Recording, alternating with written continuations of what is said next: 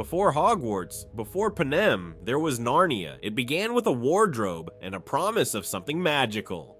The Chronicles of Narnia franchise had all the makings of the next big fantasy epic, a beloved book series, Disney's full financial power, Lord of the Rings level ambition. For a brief moment, it even looked like it could rival Harry Potter, but just a few years later, Narnia disappeared. No final film, no farewell, just silence. So what happened? Why did one of the most iconic fantasy series of all time fail to finish what it started? And how did it go from box office gold to forgotten footnote? This is the rise and fall of Narnia, and a cautionary tale for every studio that thinks magic alone is enough. When Disney announced in 2004 that it would adapt C.S. Lewis's The Lion, the Witch, and the Wardrobe, fans were cautiously thrilled. The books had been childhood staples for generations, filled with mythical creatures, British charm, and deeper themes of morality and faith. The film premiered in 2005, and it was a hit, a $745 million global box office return. Critics praised its faithfulness to the book and its impressive visual effects. It was more family-friendly than Lord of the Rings, but still grand in scope. Disney immediately positioned Narnia as its next fantasy tentpole. 7 books, 7 films, franchising gold. And for a moment, everything worked. The cast, led by unknowns like Georgie Henley and Skandar Kanes, won fans over. Tilda Swinton as the White Witch, instantly iconic. The music, sweeping and emotional. The world building, enchanting. Audiences loved it. Christmas 2005 felt like Narnia fever. Books flew off shelves, merchandising exploded, wardrobes were back in fashion, literally. For many, this was more than just a movie. It was a return to a childhood wonderland. The film even sparked renewed interest in C.S. Lewis's work, with parents and teachers reintroducing the books to a new generation. Educational tie-ins, literary discussions, and theological debates re-emerged. Narnia wasn't just pop culture, it was cultural heritage. At the time, fans were already dreaming big. Fan trailers for The Horse and His Boy and The Last Battle began circulating online. Hashtags like #7 films 7 years trended. People genuinely believed they were watching the start of the next great fantasy era. Then came 2008's Prince Caspian,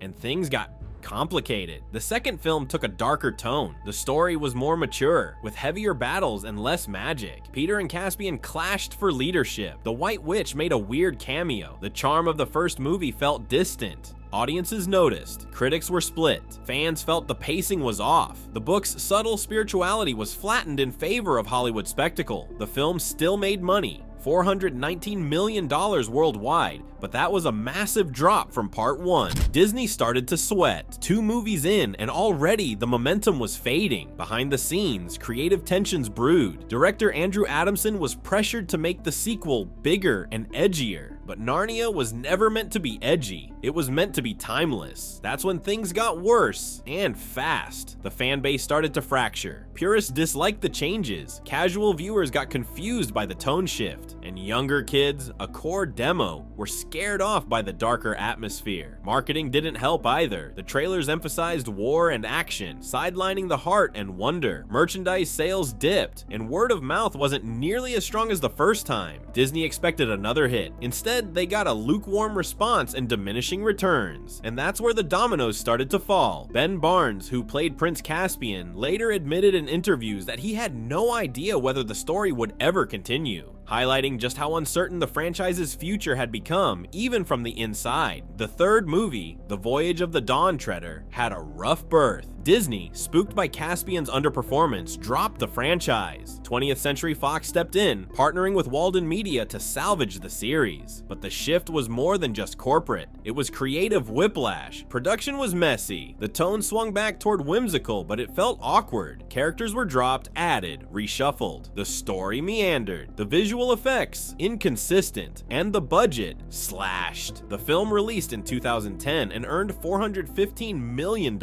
respectable.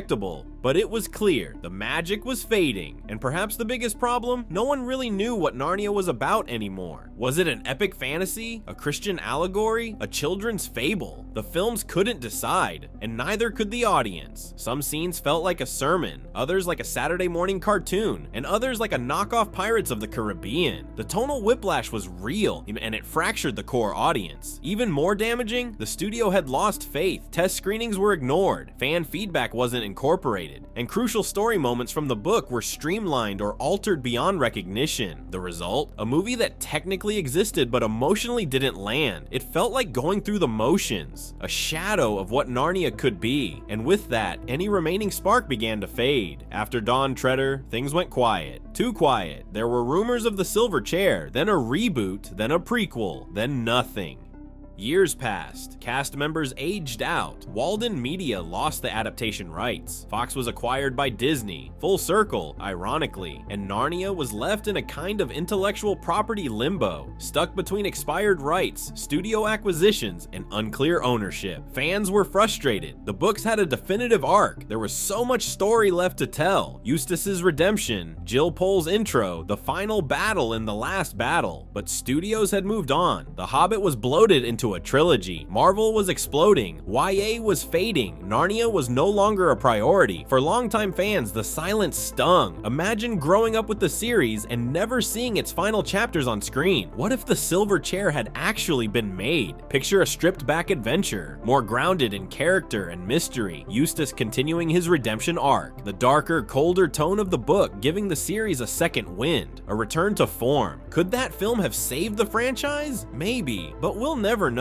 Some fans even theorize that if the fourth film had gone forward with a fresh vision, something like a Narnia legacy approach focusing on new heroes while honoring the past, it might have brought back disillusioned audiences. Nostalgia is powerful, but closure is even more so. Instead, the door was closed, silently, and the wardrobe stayed shut. With the wardrobe shut and no goodbye, we're left with one question. So why did Narnia collapse? In many ways, Narnia suffered the same fate as The Giver, Aragon, and The Mortal Instruments. A rush to capitalize on fantasy intellectual property without a clear long-term vision. It wasn't one thing, it was a slow unraveling. Tone inconsistency, studio panic, faith-based hesitance, audience confusion. Disney didn't understand what made the book special. Fox couldn't recover the momentum, and Walden Media, while passionate, didn't have the power to steer the ship through stormy waters. The franchise had no Kevin Feige, no guiding vision, just shifting tones, studio mandates, and declining interest. They split the books by popularity rather than narrative flow. They recast key characters. They made creative compromises that satisfied no one. And unlike Harry Potter, which built towards a grand finale, Narnia felt like it was stalling. Even C.S. Lewis fans began to disengage. The magic, the meaning, the emotion, it all got lost in the shuffle. What started as a beloved classic became forgettable. Even worse, the franchise never truly evolved. It didn't mature with its audience. While Harry Potter and even Hunger Games allowed their tone to grow darker, deeper, and more emotionally layered, Narnia stayed stuck, not in childhood wonder, but in indecision. That failure to grow up with its fans may have been the final nail in the coffin. Studios weren't treating Narnia like a living world, they treated it like content, interchangeable, commodified, and ultimately disposable. Today, Narnia lives in a strange limbo. Netflix acquired the rights in 2018, announcing plans for both a movie universe and TV series. But progress has been slow, and fans are skeptical. After all, what version of Narnia are we getting this time? Gritty, faithful, political, quirky. No matter what, it has a tall order to fix what two studios couldn't. But maybe there's still hope. Narnia never really died, it just went quiet. And if the reboot honors the heart of the books, not just their plot, there's a chance to finally bring closure to a franchise that always deserved better.